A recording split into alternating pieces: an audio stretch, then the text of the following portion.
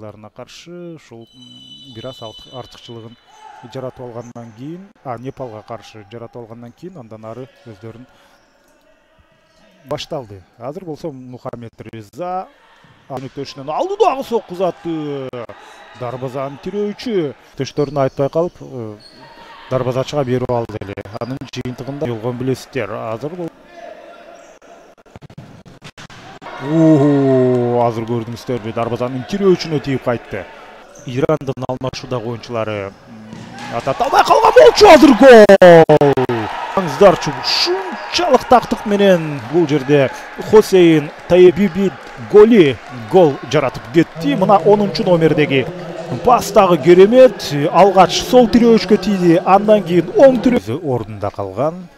Ой, кандай керемет комбинация, сокку гол! Мына сага өтө керемет. Тим эле жана Гитептегидей тактык менен бул көрүнүш орун алды.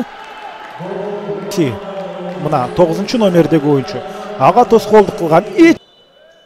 Азыр алыстан сокку. Аларга эч нерсе алып келген жок. Сокку дарбазанын тирөөчүнөн кайтты. Жүрүш уланат, дагы бир сокку. Азыркы беттеште чыныгы деңгээлин көрсөтүп атат. Пас аскы бурушка гол. Жана бул голду ошентип 12 номердеги Салар Аграпур өтө керемет. Алгач оң тарапта кароосуз бир оюнчу калган. Бул 5 номердеги